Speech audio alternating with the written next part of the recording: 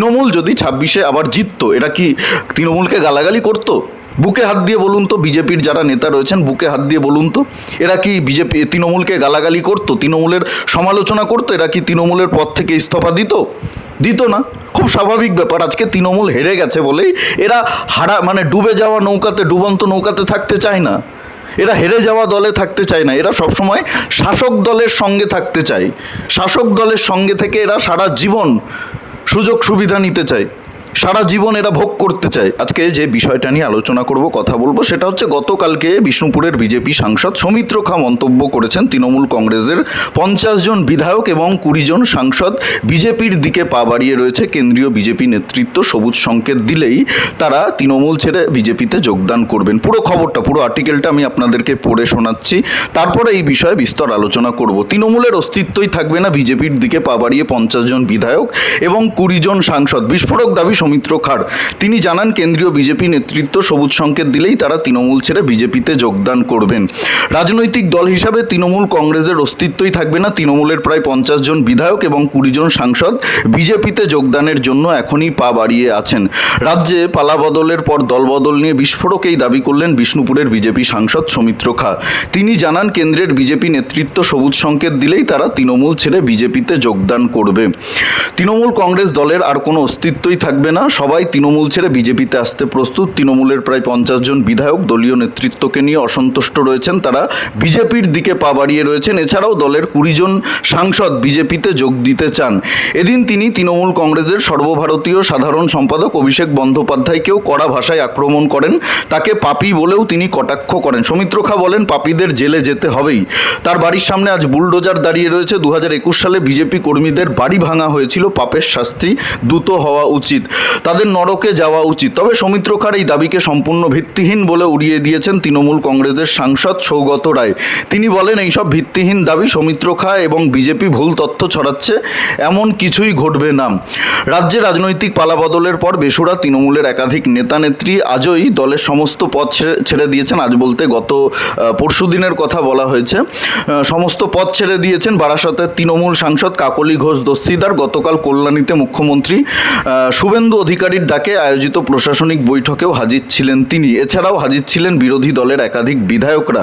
এছাড়াও উত্তরবঙ্গের উত্তরকন্যায় উত্তরবঙ্গ উন্নয়ন মন্ত্রী নিশীথ প্রামাণিকের প্রশাসনিক বৈঠকেও হাজির হয়েছিলেন তৃণমূলের 13 জন বিধায়ক। প্রশাসনিক বৈঠকে হাজির হওয়ার জন্য রাজ্য সরকারকে সহযোগিতা করার বার্তা দিয়েছিলেন তৃণমূল বিধায়করা।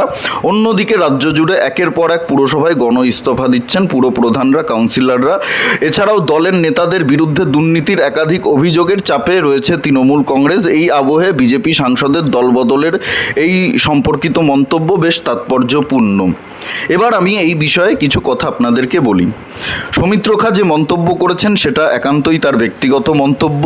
কতজন তৃণমূল কংগ্রেসের বিধায়ক সাংসদরা বিজেপিতে যোগদান করতে চান সেটা আমি এই মুহূর্তে জানি না। যেটা জানি না সেটা আমি বলতে পারবো না। ওনারা বড় নেতা, নিশ্চয়ই ওনাদের কাছে কোনো খবর আছে, সেই হিসাবেই উনি হয়তো এই মন্তব্য করেছেন। কিন্তু আমার কথা হচ্ছে, কি দরকার? বিজেপিকে তো মানুষ বহুমতের বেশি আসন দিয়েছে, 207টা আসন বিজেপি জিতেছে। তাহলে তৃণমূলের ওই 50 জন বিধায়কের কি প্রয়োজন রয়েছে? আর বিজেপি তো সবাইকে নিয়েই কাজ করছে। তৃণমূল কংগ্রেস এতদিন যেটা করতো আমরা দেখেছি, মমতা বন্দ্যোপাধ্যায় যেখানেই প্রশাসনিক বৈঠকগুলো করেছেন সেখানে বিজেপির সাংসদ বিধায়কদেরকে কোনোদিনই ডাকেননি। বিজেপির সাংসদ বিধায়করাও তো নির্বাচিত জনপ্রতিনিধি ছিলেন, তারা তো ভোটে জিতে সাংসদ হয়েছিলেন, বিধায়ক হয়েছিলেন, তাদেরকে কোনোদিন ডাকেননি। এমনকি বিজেপির কাউন্সিলরদেরকেও কোনোদিন পৌরসভায় ডাকা হয়নি, প্রশাসনিক বৈঠকে ডাকা হয়নি।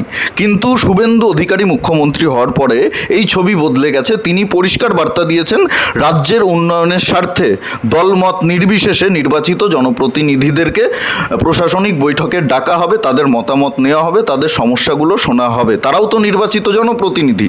যে 80 জন তৃণমূলের বিধায়করা জিতেছেন, তারা তো মানুষের ভোটেই জিতেছেন, মানুষ তাদেরকে ভোট দিয়েছেন। সেই এলাকার উন্নয়নের জন্য তাদের তো সহযোগিতার প্রয়োজন রয়েছে। এখন তাদেরকে যদি বিজেপি প্রশাসনিক বৈঠকে না ডাকে, তাদেরকে যদি সরকারি যে সমস্ত কার্যক্রম রয়েছে সেখানে না ডাকে, তাহলে তো সেই এলাকাটা বঞ্চিত হবে। এখানে রাজনৈতিক শত্রুতা রাজনৈতিক জায়গাতে রয়েছে। রাজনৈতিক বিরোধিতা রাজনৈতিক জায়গাতে রয়েছে, কিন্তু যারা বিধায়ক তারা তো নির্বাচিত জনপ্রতিনিধি, মানুষের ভোটে নির্বাচিত জনপ্রতিনিধি। ওই এলাকার মানুষ তাদেরকে ভোট দিয়েছে, তাদেরকে প্রশাসনিক বৈঠকে ডাকার এই সিদ্ধান্তটা খুবই ভালো সিদ্ধান্ত। এবং পশ্চিমবঙ্গে এই যে দীর্ঘ 15 বছরে যে ইমেজ তৈরি করেছিলেন মমতা বন্দ্যোপাধ্যায়, যে সরকার মানেই তৃণমূলের বিধায়ক, তৃণমূলের সাংসদ, তৃণমূলের চেয়ারম্যান, তৃণমূলের কাউন্সিলর, তৃণমূলের পঞ্চায়েত প্রধান, তৃণমূলের জেলা পরিষদের সদস্য, তারাই সরকার চালাবেন। বিজেপির যারা সাংসদ রয়েছেন, বিধায়ক রয়েছেন, তাদেরকে কোনো প্রয়োজন হবে না, তাদেরকে কোনো গুরুত্ব দেওয়া হবে না, সেই সব এলাকায় কোনো উন্নয়ন হবে না। এই রাজনীতি তো 15 বছর মমতা বন্দ্যোপাধ্যায় করেছে। তাহলে এই রাজনীতি যখন বদলে গেছে, সবাইকে নিয়েই যখন সরকার কাজ করছে, তাহলে এইসব বিধায়কদের কি প্রয়োজন রয়েছে? মানুষ তো এদের থেকে পরিত্রাণ পাওয়ার জন্যই বিজেপিকে ভোট দিয়েছে। এই তৃণমূলের নেতা কর্মীরা, আজকে তো শুধু অভিষেক বন্দ্যোপাধ্যায় দায়ী নয়, এই যে বিধায়ক তৃণমূলের যারা রয়েছেন, সাংসদ যারা রয়েছেন, তারাও তো বিজেপিকে রাত দিন গালমন্দ করেছেন। বিজেপি কর্মীদের বাড়ি ভাঙচুর করা, বিজেপি কর্মীদের মারধর করা, বিজেপি কর্মীদেরকে মিথ্যে মামলা দিয়ে জেলে ভরার পেছনেও তো এদের ভূমিকা যথেষ্ট রয়েছে। অভিষেক বন্দ্যোপাধ্যায় তো কলকাতায় বসে উত্তরবঙ্গে থাকা বিজেপি কর্মীর বাড়িঘর ভাঙচুর করতে যায়নি বুলডোজার নিয়ে, দলবল নিয়ে বিজেপি কর্মীদের ওপরে হামলা চালায়নি। সেটা কারা করেছে? ওই এলাকার বিজেপি তৃণমূল নেতৃত্ব করেছে। ওই এলাকার তৃণমূলের যারা নেতা রয়েছেন, বিধায়ক রয়েছেন, সাংসদ রয়েছেন, তাদের নেতৃত্বে এই ঘটনাগুলো ঘটেছে। তাহলে আজকে তারা কি করে রাতারাতি সাধু হয়ে যাবে? সব তৃণমূল নেতাদেরকে যদি বিজেপিতে নেওয়া হয়, তাহলে সাধারণ মানুষের মন থেকে তো বিজেপি দলটার উপরে যে ভরসা রয়েছে, সেই ভরসাটা উঠে যাবে। সাধারণ মানুষ যে ভরসা নিয়ে, যে আশা নিয়ে বিজেপিকে ভোট দিয়েছে, বিজেপিকে ক্ষমতায় এনেছে, বিজেপিকে সরকার গড়ার সুযোগ দিয়েছে, সাধারণ মানুষ তো এরপরে বিজেপির থেকে মুখ ঘুরিয়ে নেবে। সেই তৃণমূল নেতারা যারা এতদিন ধরে অত্যাচার করেছে, সাধারণ মানুষকে লুট করেছে, দুর্নীতি করেছে, কেউ তো ধোয়া তুলসী পাতা না, কেউ ধোয়া তুলসী পাতা না। আজকে যারা ভালো তৃণমূল সাজার চেষ্টা করছে, আজকে যে রিজু দত্তরা তৃণমূলকে গালাগালি করছে, আজকে যে কাকুলি ঘোষ দস্তিদাররা তৃণমূলের পথ ছেড়ে দিয়েছে, তৃণমূল যদি 26-এ আবার জিততো, এরা কি তৃণমূলকে গালাগালি করতো? বুকে হাত দিয়ে বলুন তো, বিজেপির যারা নেতা রয়েছেন, বুকে হাত দিয়ে বলুন তো, এরা কি তৃণমূলকে গালাগালি করতো, তৃণমূলের সমালোচনা করতো? এরা কি তৃণমূলের পদ থেকে ইস্তফা দিত না? খুব স্বাভাবিক ব্যাপার। আজকে তৃণমূল হেরে গেছে বলেই এরা ডুবে যাওয়া নৌকাতে, ডুবন্ত নৌকাতে থাকতে চায় না। এরা হেরে যাওয়া দলে থাকতে চায় না, এরা সবসময় শাসক দলের সঙ্গে থাকতে চায়। শাসক দলের সঙ্গে থেকে এরা সারা জীবন সুযোগ সুবিধা নিতে চায়, সারা জীবন এরা ভোগ করতে চায়, সারা জীবন এরা তোলাবাজি দুর্নীতি করতে চায়। এদের রাজনৈতিক কেরিয়ার শেষ হওয়ার দরকার রয়েছে। আর কত রাজনীতি করবেন? অনেক রাজনীতি করেছেন, অনেক লুটে পুটে খেয়েছেন, অনেক চুরি করেছেন, দুর্নীতি করেছেন, আর কত খাবেন? এতদিন ধরে যারা বিজেপি করছেন, বিজেপির জন্য রক্ত ঝরিয়েছেন, ঘাম ঝরিয়েছেন, বিজেপির জন্য যারা মার খেয়েছেন, বাড়িঘর ভাঙচুর হয়েছে, যারা জেল খেটেছেন মিথ্যে মামলায়, দিনের পর দিন তৃণমূল নেতারা যাদেরকে হুমকি দিয়েছেন, তারা কবে রাজনীতি করবেন? তারা কবে সামনের সারিতে আসবেন? তারা কবে নেতা হবেন? এইসব তৃণমূলের আবর্জনাদের কি প্রয়োজন রয়েছে? বিজেপিতে তো কোনো প্রয়োজন নেই এদের। আজকে এরা ভালো তৃণমূল সাজার চেষ্টা করছে। এরাই তো বিজেপি নেতাদেরকে, অমিত শাহ, নরেন্দ্র মোদীকে গালাগালি করেছে। রিজু দত্তের বহু ভিডিও রয়েছে, ছবি রয়েছে, বিজেপির পতাকা খুলে ডাস্টবিনে ফেলে দিয়েছে, যেই পতাকার জন্য বিজেপি কর্মীরা রক্ত ঝরিয়েছে। বহু মা তাদের সন্তানদের বলিদান দিয়েছেন, বহু মানুষ খুন হয়েছেন, ঘরছাড়া হয়েছেন সেই বিজেপির পতাকার জন্য। সেই বিজেপির পতাকা রিজু দত্ত ছিঁড়ে ছিঁড়ে খুলে খুলে ফেলে দিয়েছে। অভিষেক বন্দ্যোপাধ্যায় তো বিজেপির পতাকা ছিঁড়ে খুলে ফেলে দেয়নি। অভিষেক বন্দ্যোপাধ্যায় নিশ্চয়ই নির্দেশ দিয়েছে। অভিষেক বন্দ্যোপাধ্যায় যদি বলতো রিজু দত্তকে আগুনে ঝাঁপ দিতে, রিজু দত্ত কি দিত? এরা তৃণমূলকে খুশি করার জন্য এই কাজগুলো করেছে। বিজেপি কর্মীদেরকে মারলে, বিজেপি কর্মীদেরকে পেটালে, বিজেপি কর্মীদেরকে মিথ্যে মামলা দিয়ে জেলে ভরে দিলে, বিজেপি কর্মীদের বাড়িতে হামলা করলে অভিষেক বন্দ্যোপাধ্যায় খুশি হবে, আমাদের পদোন্নতি হবে, আমরা আরও উঁচু জায়গায় যেতে পারবো, আরও ভালো জায়গায় যেতে পারবো, আগামী দিনে বিধানসভা নির্বাচনের টিকিট পাবো। সেই জায়গা থেকেই এরা করেছে। নরেন্দ্র মোদী, অমিত শাহর ছবিতে পা দিয়ে রিজু দত্ত লাথি মেরেছে, আগুনে পুড়িয়েছে, সেই ছবি, সেই ভিডিও সব কিছুই রয়েছে। কাকুলি ঘোষ দস্তিদার হুমকি দিয়েছে, তৃণমূলকে ভোট না দিলে লক্ষ্মীর ভাণ্ডার পাওয়া যাবে না। আজকে বিজেপি সরকার গঠন করার পরে কি কাউকে বলেছে যে আপনি বিজেপিকে ভোট না দিলে, বিজেপি না করলে আপনার অন্নপূর্ণা ভাণ্ডার দেওয়া হবে না, আপনাকে সরকারি সুযোগ সুবিধা দেওয়া হবে না? কোনো বিজেপি নেতা বলেছে দেখাতে পারবেন? তো এই সমস্ত আবর্জনাগুলোর কোনো প্রয়োজন নেই।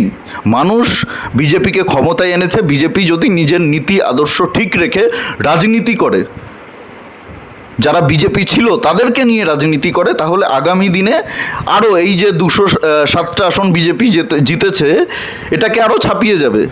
50 জন বিধায়কের দরকার পড়বে না তৃণমূলের।